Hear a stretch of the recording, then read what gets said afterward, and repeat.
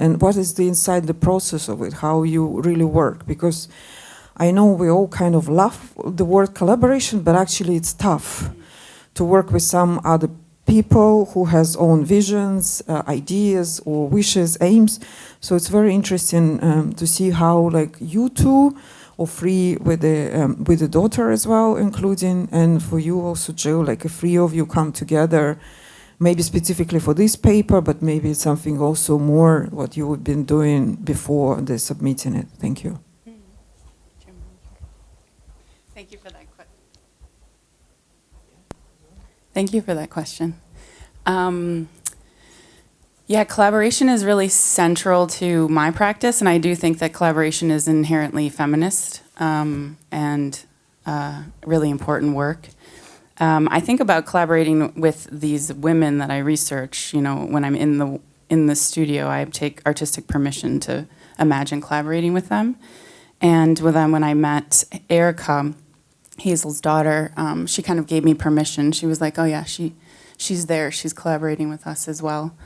Meg and I, it's a really interesting dynamic, right? Because she comes from probably more of a space where many of you come from that's grounded in a different kind of scholarly approach. And you could see even in that one interview where she was like pulling back the reins, like, let's get serious about what we're talking about with memory and archive and history. Like those things aren't all. And I tend to, you know, be a little bit looser with things. But I think it's been a year now of conversations maybe once a month. And we're really getting to know each other and learn more about what we're each interested in accessing this archive. And in January, I will be in Tucson for the fellowship, and we will be together with Erica in person for the first time. So it's very exciting. From my side, it was a little bit more disconnected. Candice Janssen she found Cynthia Mawuza's images that she had taken in Driefontein. And then another photographer who is also part of the Afropix collection had told her that I had many images of Driefontein, having gone in there as an activist. And so it was Candice who actually put us, the three of us, in touch. And we tried to have various Zoom meetings to have an understanding of what we would like to present. It wasn't very easy because of the discrepancies really in perception. I think as Candice has a very academic way of looking at images, although she is also a photographer herself. Mum Cynthia had really just been a woman who had been a teacher who really just wanted to record family events and school events in Driefontein. And to me, I was a little bit, I didn't really quite understand why she hadn't perhaps taken images of the resistance of Driefontein. But it wasn't an easy question for her to even hold on to. And she seemed to want to avoid it.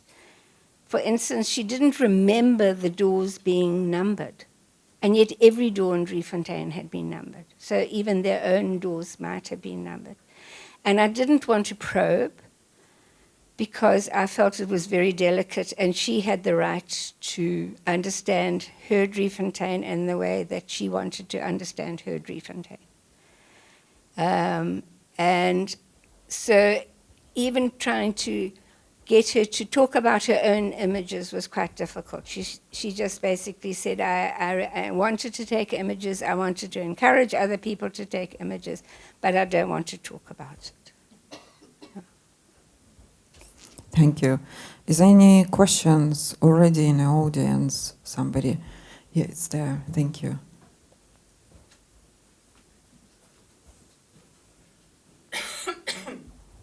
Thank you.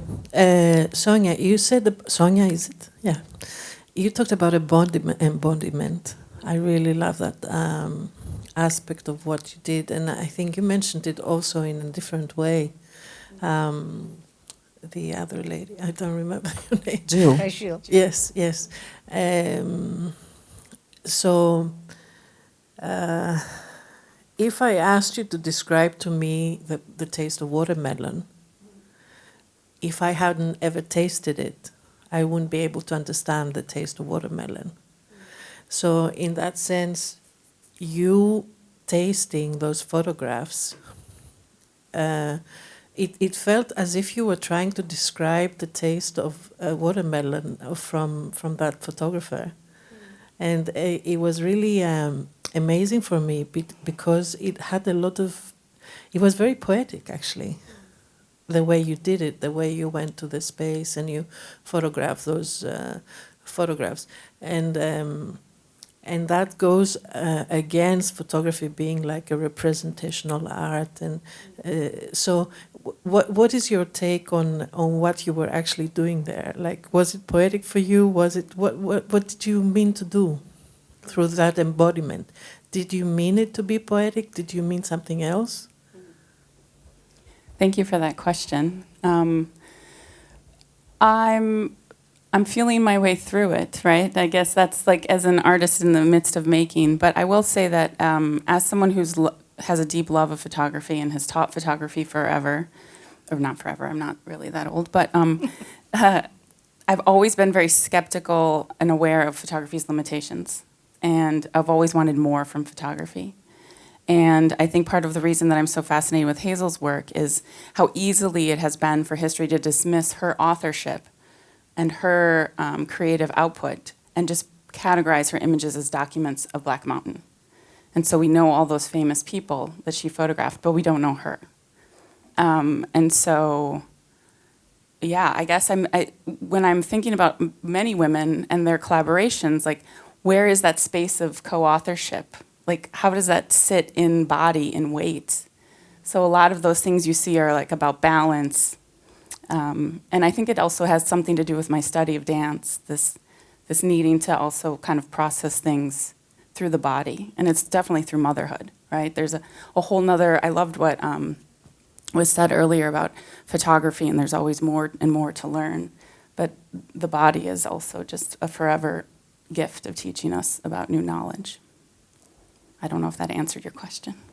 And also in your other speech, sorry, in Jill's speech, there was like these blasage women, you know, that's embodiment. That was embodiment. Very much so. We used our bodies quite often. For instance, we would try and go to township funerals because we knew that a white woman, white middle-class, middle-aged woman being there at a funeral might prevent the police from behaving very badly. Sometimes that happened after we had left, but we deliberately put our bodies in the way, quite often and in different circumstances. Thank you.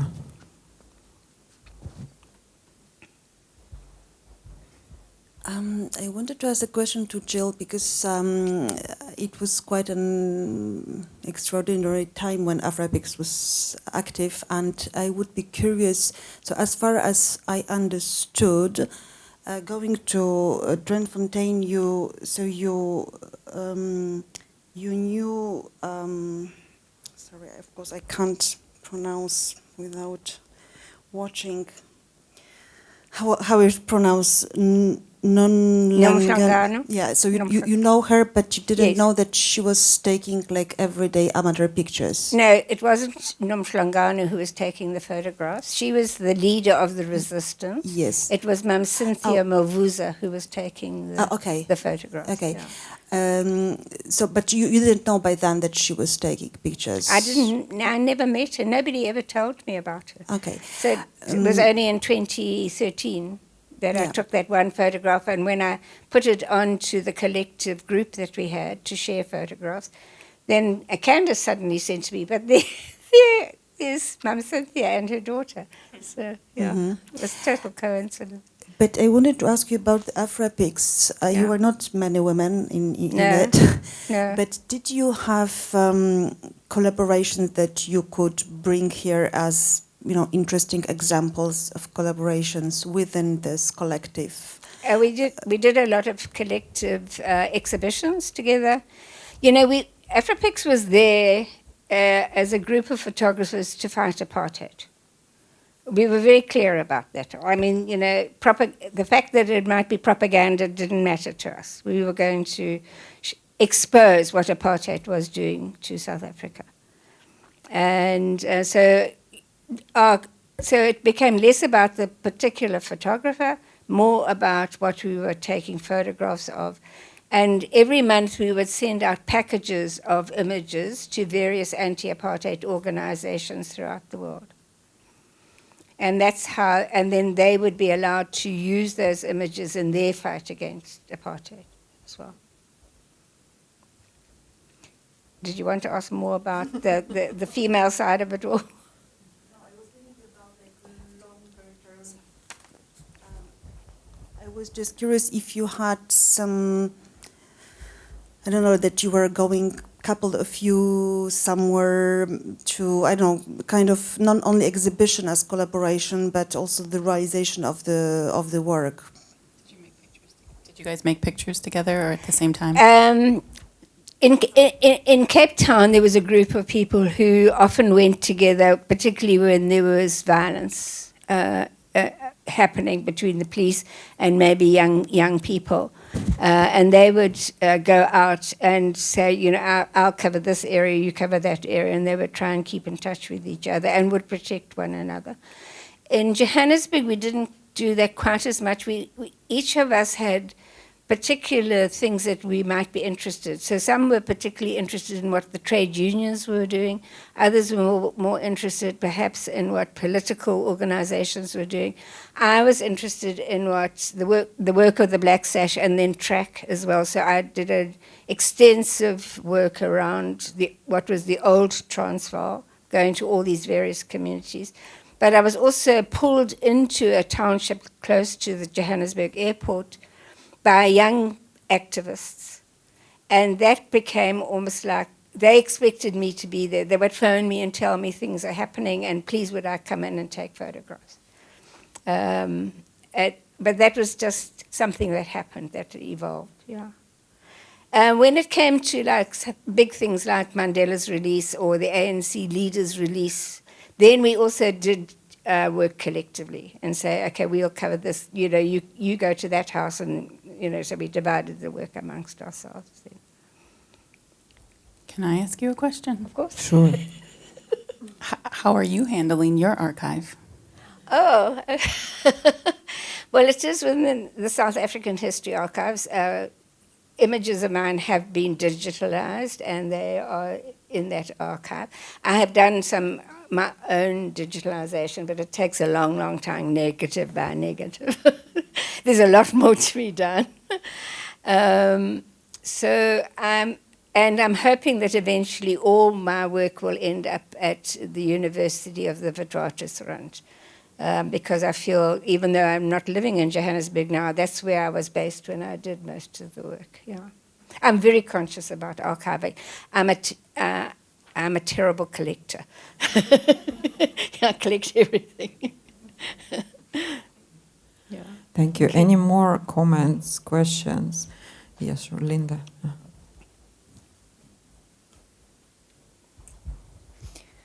Thank you very much. I have a brief question for Sonia. I'm very interested in the use of recordings.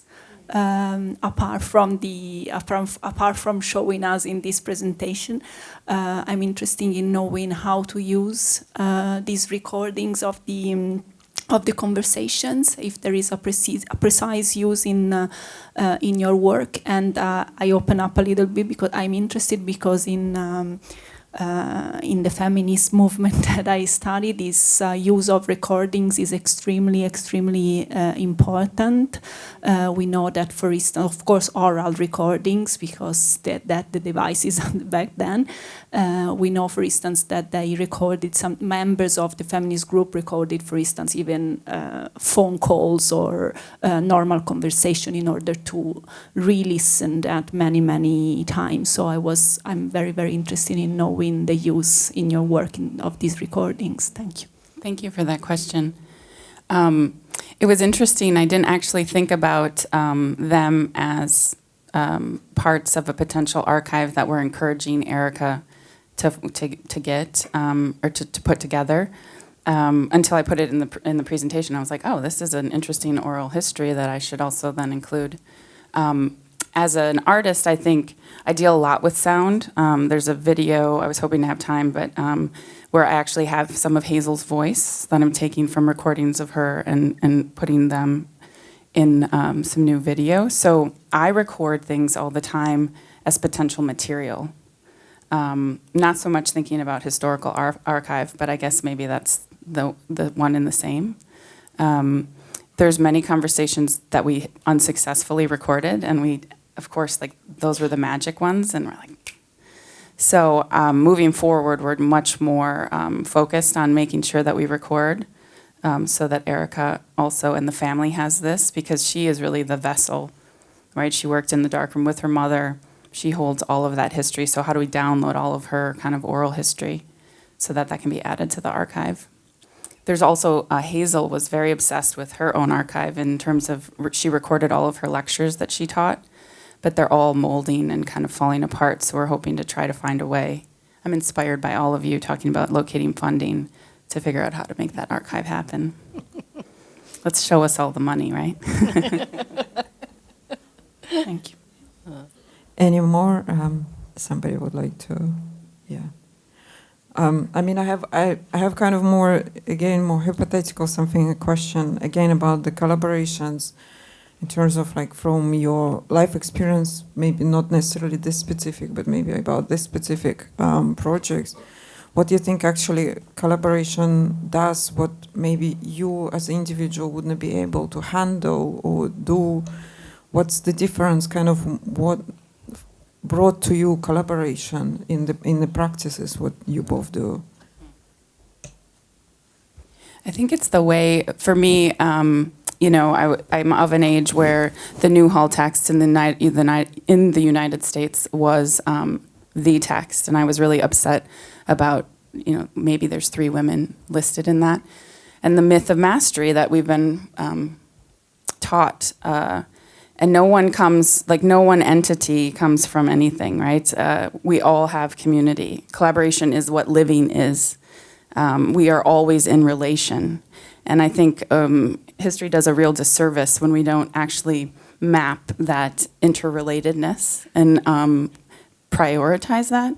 So in my collaborations, you know, more is always possible. And I'm stretched, I grow, and I love being in relation with others. So I think collaboration has kind of always been there. I think my teaching, I think about that as a space, right? I think Karen and I were talking, and Karen's like, the students teach me, right? That is a space of collaboration. That's why I'm drawn to be a teacher. So it's just kind of number one for me. Jill, any comments from you? Well, having belonged to both Black Sasha and to Afropix, and also being part of the anti-apartheid movement, I mean, we always did collaborate.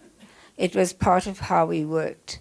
Yes, we were individual photographers seeing things in individual ways, but we always, well, in Johannesburg particularly, we always came back, and our organizer, a very wonderful younger woman, she would always make a safe place for us to come back to. So then we would often sit and chat about our experiences.